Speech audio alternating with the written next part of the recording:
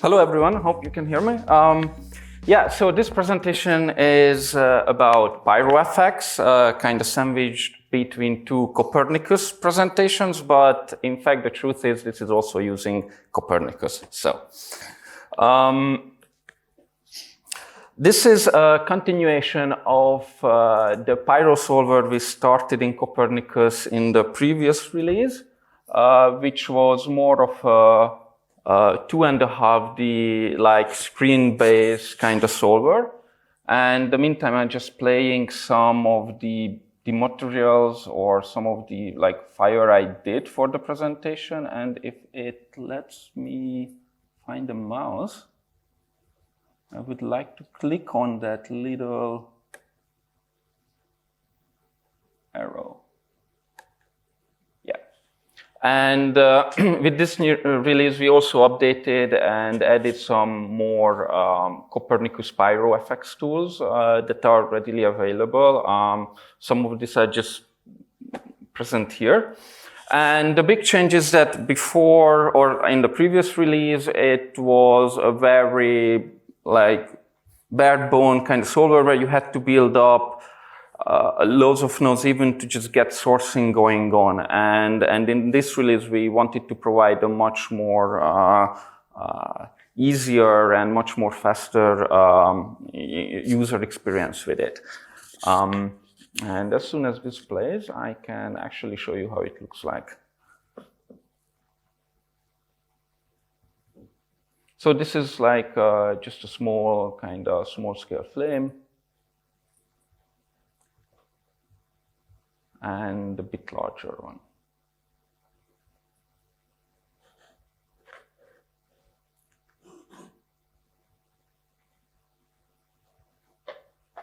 Okay, so jumping, no, it does not jump. So starting with Houdini, this is now what you would get when you place down the new Pyro block. It's made of a configure node, a block begin, which has no parameters or just only one, and all the parameters are shifted to the Pyro block end node where you can see the very typical kind of layout. Now, configure node is, it's really useful to set up your voxel sizes. You have the default way to define it. You have our kind of previous release way to base it on resolution, or you have coverage where it's you can figure it out what would be the pixel coverage of the voxel, so you can optimize your voxel size in your domain based on that, and you got a helpful size of telling you what would be your actual 3D voxel size. And it just inputted as a VDB reference, and this node is always needed. And with that, we always import loads of, we have loads of input already pre-made that you can import, and the block is made of a large cable going through, which is connected by this add input override controls that places down a spare parameter at the bottom of the node. And this allows us to just not to connect the density output to the density input between the blocks, which is really handy, and it doesn't make it so convoluted. And if you just want to edit the nodes or want to place the nodes inside, you can very easily just disconnect them and add new stuff to it. Other than that, so the sourcing is controlled. One way to control it is on the Pyro block end node, and in this example, I just put down a simple SOP import. So this would be sort of if you want to have something very complex sourcing, or kind of the way you could do it in the previous release. But the thing is, this geometry output, it is a geometry output. You cannot directly connect it to the density input, so you have to put down a geometry to VDB node, and it has a nice set inputs button which just sets it up for you, and then now you are ready to kind of just jump in, connect it, and literally that's the setup. You can already run a simulation and not upside down, so just Yeah, and after that, there is just one caveat I wanted to show you here, which you might gonna run into, is that if your volume disappears in SOPs, let's say it's an animated volume or something, and then you just create a switch node that disables it, then your whole, like geo to VDB will error, and then your whole simulation just gonna break. And therefore, this is why it's handy we have this outside Pyro configure node as well, because what we can do is you can enable this optional button in case the VDB cannot be found, and you just have to connect the VDB reference right there. And then the end result is that you can just run simulation uninterrupted, and this all works even though if the VDB disappears. Then, yeah, I just bypass it here, and I want to show you next the sourcing controls. So, and also with the live toggle live simulation, which is really handy, so you don't have to worry about timeline. We have pretty standard controls for all of our like pre-made fields. So if I just open up like density, you will see it's like minimized, but also pretty standard with the operation controls you have. Copy, yeah, so pretty standard. What is more interesting is the source mode, which is continuous by default, so it will just do the operation what you say it should do. And I just reset the toggle simulation to see it. First frame only, it's pretty straightforward. You just only emit on the first frame and that's it. Sometimes it could be handy. And the other copy on first frame, it's effectively, if operation is not copy something else, it just enforces that the first frame will be copied. It's very handy if you want to have some like much larger quantity and at the beginning of the simulation, even if let's say your operation is add. And I'm just playing around to kind of show you when I toggle and keep resetting the simulation. But then there's a new way to source into Pyro, which is using the Pyro source shapes, which is based on the new implicit surface workflow. So this outputs a point, which then plugs into the geometry input of the Pyro solver, and I just remove the old sourcing node, and just let's simulate something a bit a higher simulation, and then we have some preset shapes that you can control. These are very elementary shapes, but could be very useful. And very easy to set up and get something going right away without actually needing to go through SOPs and doing all the tricks I did before. And then you get this simulation. So now the other thing is the sourcing controls on the Pyro block and do not affect anymore or do not affect these sources, because this Pyro source shape has its own controls, which is responsible to set all the emission values. And this node has, it looks exactly the same. So source mode, operation, these are exactly mirror with some additional features, like you can use distortion noise, so this will distort the shape a bit. This is distorting the shape globally, not per density or other field. But we have a scale by noise control, which actually applies per density temperature, so per field. And here I just push the range, make sure we don't source negative values, and then you can see you can break up the sourcing in a nice way. So these are just very basic common settings that could be handy.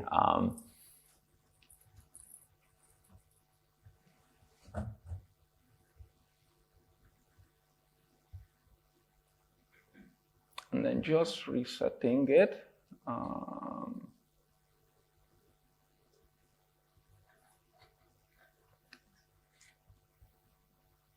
Okay, I play around too much with the mouse, but the idea I want to show you next is the way it works is the Pyro source from shape.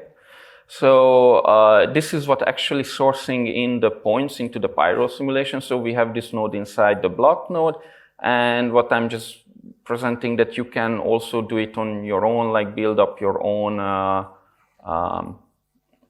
you know, like just do it on your own. There is one shelf tool where I actually do it in the Flame tool, and just bear with me while manually just connect everything together. But effectively now it's sourcing from both inside and sourcing from both here. Right now it doesn't make sense, but effectively this is just to show you that how this system really works.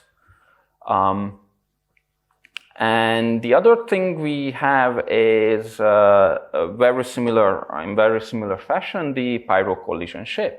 So this is the same concept, but this by default uses an infinite plane. So right now you can see that the torus is just cut in half because it's sliced by the plane. But you can make it, you know, again to one of these elementary shapes.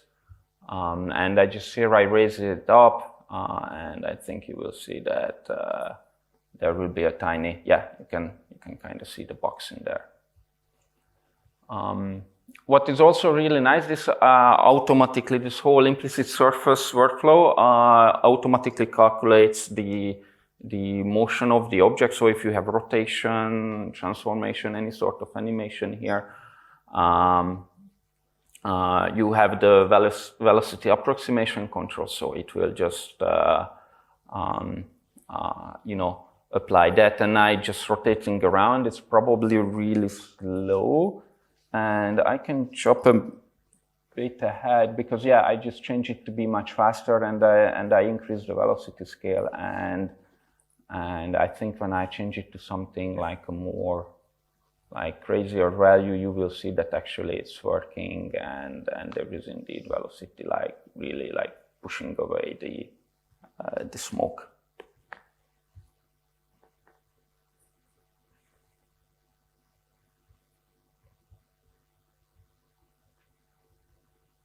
And we have other velocity scale control on the Pyro block end as well.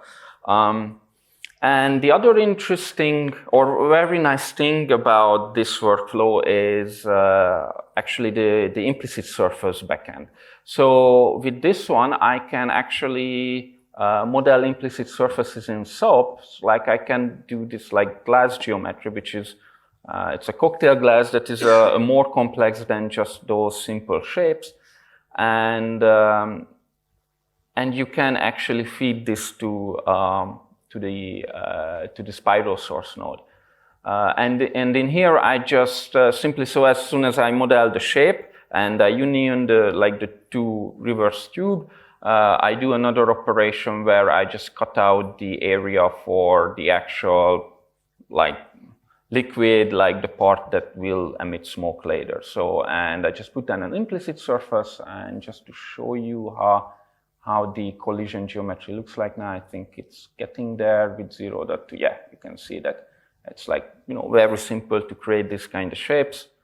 And then this geometry is used for collision, and this is used for sourcing density and temperature. And you just have to connect it to the Pyro, well, for the collision into the Pyro collision shape, and this will override the shape, and but you get all the other controls. And this is a good example of if you still want to use a ground shape, you just have to point merge them together. So that's all good, and you just have to all connect the result into the collision points. And similarly, I just grabbed the source node from there, and yeah, connecting it up, I can, again, the shape is logged, and I can just change the usual sourcing settings. And now I end up with smoke that is rising up, so that's not what I really intended. So we have the Pyro uniform force from last release, which also got some updates. a couple of more controls and mask and so on. So I can just connect this up. So I want to affect velocity, want to control it by the density. So yeah, so I just have to enable control mask. The range is pretty much good. And if I play it, it does something, but then if I affect the uniform scale, you can see then it's just going to fall down like a dry ice kind of effect. And you can see that both collisions are actually happening.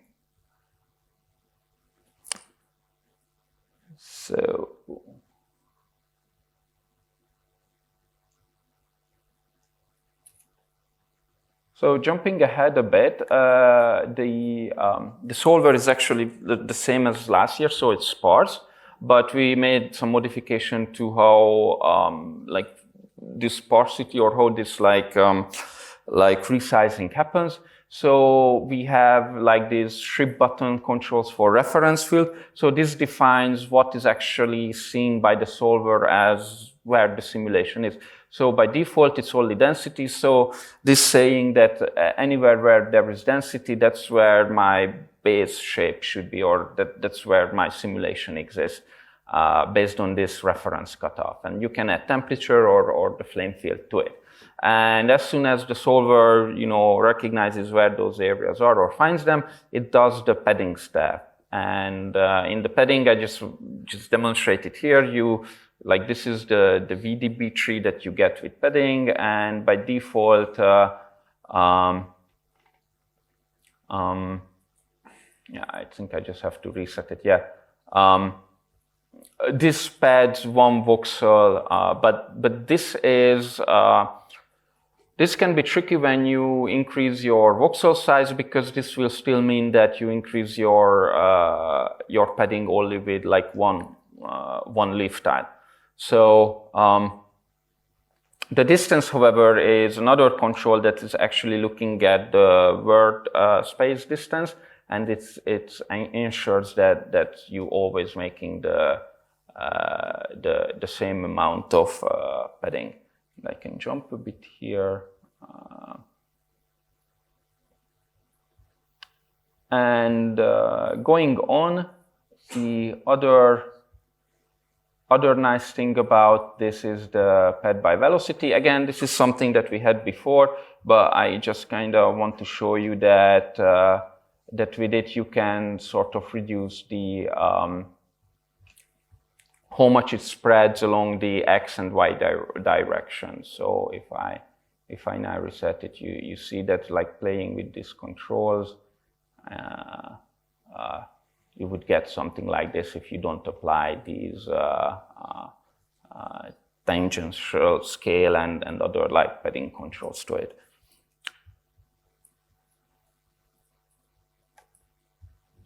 Then the last thing here is the activation. So after all of these are calculated and then decided how much padding you want to add, the next thing is like which fields will be activated next. And this is where you can actually define them. And here, if you work with fire and you want to add flame, then you do have to enable flame. Same thing with advection, you do have to enable this specifically, otherwise you don't get, the flame field will be just empty and will be never advected. So, and if you want to have custom fields, you just put it into the feedback input, and then the feedback input actually can be expanded and activated. So both here and in the advection fields, we have just a string field where you can type in your custom fields, and those will be expanded and advected as well if you need to be. But other than that, there is a pass-through input. So this is again very similar. This will not be expanded. This is just for any other custom field that you might need into the block. And going on from that, with the forces and how you shape your simulation, we added the advection reflection, which was found in the SOP workflow. And we thought it would be really nice to kind of add a bit more breakup. The field section is again very much similar with a couple of more additions. Like we have controls over dissipation along a particular axis, for example, which could be handy if you know that your simulation is very much like axis aligned. Let's say like a small fire and so on. Diffusion. We have temperature. So this is pretty much the same, so there will be no surprises here. And flame also has the same controls to emit into all other fields like temperature, density. And we also buffed off the force controls. We have added like this equilibrium temperature. So this is, well, you have to be very careful with it, but this is something that was always asked and we did not yet promote it to the SOP version. We have disturbances, turbulence, and again, pretty standard, pretty much exactly how you already learned it from our solver. And the nice thing about this is that to control these forces by, let's say, by speed, you just have to plug in or have to set it to the velocity field. You don't have to do any other workarounds to calculate the magnitude of the velocity field. And here I just play around with the settings to create something that is nicer looking. And again, you just by default it's set to use the speed of the simulation effectively, or the fluid, to control the strength of the disturbance. And yeah, just increasing a bit. And what is really nice as well, so again, just a simple like wind control. This just tells you that the ambient velocity should be into this direction, so it will pull the smoke. And what is nice is the vortex confinement. So we had plenty of nodes in DOP. I think we have like 3 that actually work on various aspects of vortex confinement, and we just all put together and unified them here in one node that is now promoted. We added like an adaptive confinement option, which is like trying to be a bit more smart about where this confinement happens, because if you apply it too much, the whole simulation just kind of holds, because you will get like this spatial, like this white noise everywhere. And this is just a bit better on finding out where to apply this confinement. And again, you have all of this threshold and control mask also to further affect where you want to apply this. And I think lastly, the velocity scale. Just after restarting it again. So this is again something that we had in DOP, and I thought it's nice to kind of bring it over. So this is like, you take your current velocity, the speed of it, and then you can further scale the velocity based on what is the current value is. So this kind of create like a sort of a feedback cycle where you can really speed up or make the simulation come to a halt. This is nice if you do something like a volcano where there is a massive eruption and suddenly you kind of up in the atmosphere, you want the smoke to kind of have like a really fast, like quick break, like that it almost comes to a halt.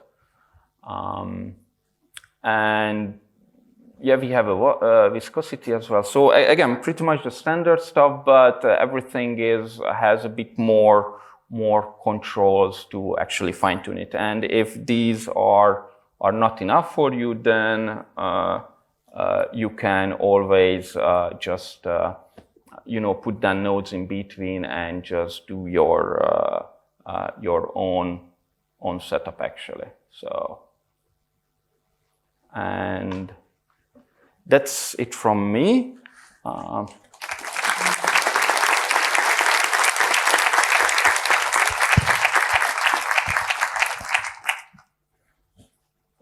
Any questions? Yeah.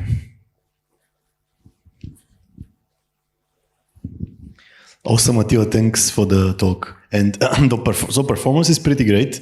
So this is the official GPU Pyro solver. Yes, this is our, so we have the minimal solve, which is still available, but it's in SUB. Well, it's exported to SUB, but it's a DOP-based thingy, but we don't, we have not developed it in the past 2 releases. So this is the actively developed Pyro solver that we further plan to develop. Okay, and any notable limitations of that implementation here? Oh, well, sorry, what do you mean? Any? Is there any important limitations? Because what you showed covers the usual things that are difficult in GPU fluids, like the animated collision, etc.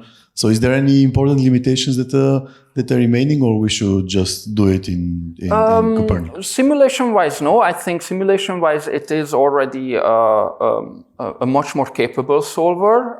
It's actually usable. I would say the only limitation is, which I haven't talked about it, is, and I only have this fire example, but it's more the visualization side. So, and this is something coming from COPs that in a COP node you only display the first output, for example. And this is a bit tricky for us with volumes, or we don't have a way to make it work yet to create a proper volume visualization where, you want to see both density, fire all together combined, like the volume visualizer in SOP. That doesn't mean you cannot do it. So we have the rasterize nodes, which I haven't presented because we did that last year. So you can do it, but then you will get like a 2D render, a 2D, slice, which is nice. You can work with it. But again, it's still not the very just right at your fingertips kind of workflow. So I would say this is, for me, what was still like, I can work with that. It's totally fine to work with that. It's not a problem, but it's a thing that it's something that we know that it has to be solved. Okay. And the VDB, which is coming out of Solaris, goes into LOPS straight, or it has to pass through SOPs?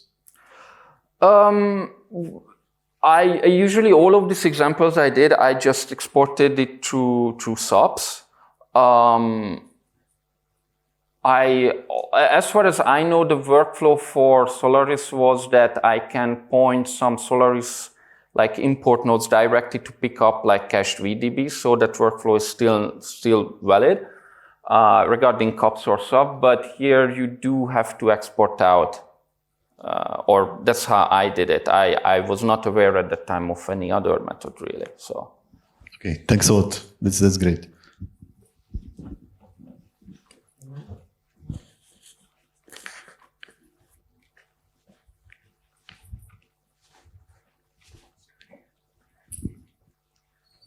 Hi there. Thanks for a great talk. Super quick one. It might already be covered in a previous talk or something like that, but I see like a lot of these sims, they're all like photorealism, and I was wondering, is there any support for like presets for like stylized sort of say for example you have like an NPR game, like an anime game, and you want to have like more of a stylized sim. Is there any like presets already existing in COPS that you could use? Because I'm assuming because you've moved over to a 2D workflow, maybe you could support that possibly if it's not already in there. Yeah, so that's a good point actually. So all of this I showed at the beginning, those are available, but as you pointed out, those are not these are all more photorealistic, trying to be. We did not add any of these like magical, like strictly magical pyro. But what we added is, and I don't present here, but one of our interns was like created this really nice magical particle effects, which is now a separate like particle effects tool with fireworks and kind of magic trails and so on, where it's more a mix of pyro and particle effects. So this is something that you might be interested then to look at. And we certainly plan to do more of this, both on like the particle side of things, and it's good that you pointed out, because it's certainly something we want to chase after possibly next release then. Is that on the side effects sort of learning path or anything like that? Have you posted it somewhere? Or? I don't really know if we will have any sort of presentation, separate presentation about it, but it will be like all the particle effects will be a shelf tool. So these are all like directly available. So you don't have to go anywhere online or anywhere. You can just, like with the recipe system, just pop it into your scene and you will have fireworks and really nice fireworks and these magic effects. Thank you.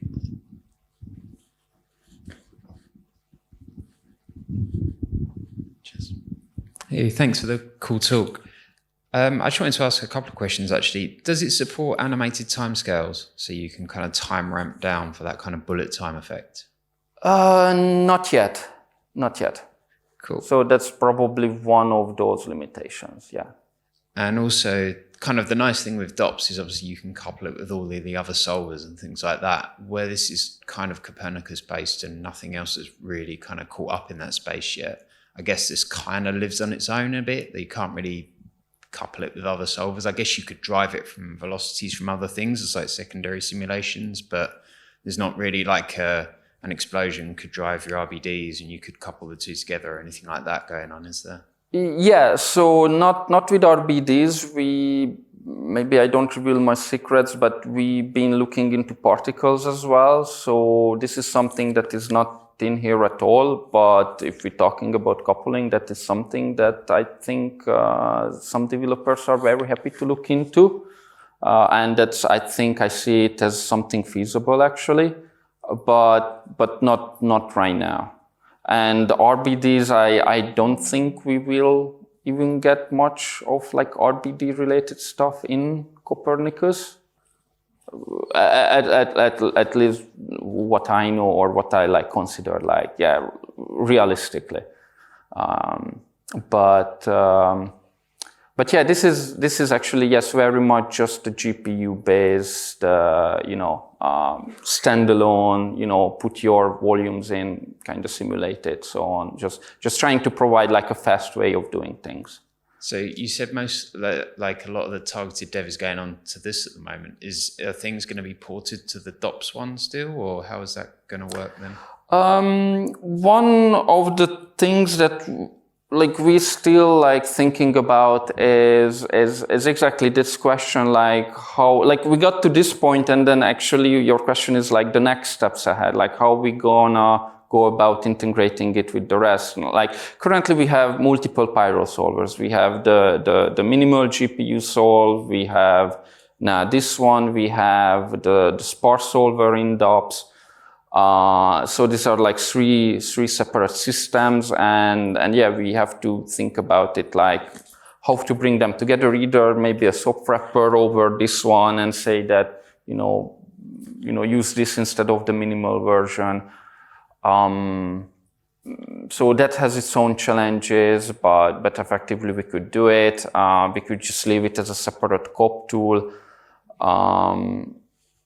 So yeah, this is something we're still figuring out. And also the thing is like different, companies, users have different needs. So some like I know many companies using the CPU versions, or they would not want to go to GPU and so on. So it's really challenging on like, okay, which one are we actually focusing on? Okay, brilliant. Thank you.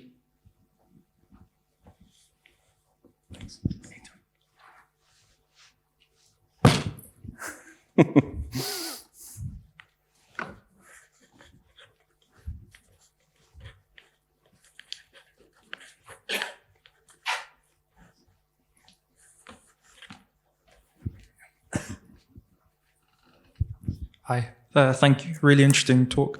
When you're working with Pyro inside of COPS, do you also have access to kind of lighting and editing? Like if I wanted to do a Pyro sim and have a kind of like a 6-point light setup, like if you were going to bake for like a kind of flip book in a game, can you do that within COPS, or do you need to? So what we have is this volume rasterize. So there you can set up some minimal lights. It can provide some really nice results. So it is certainly something that you can use.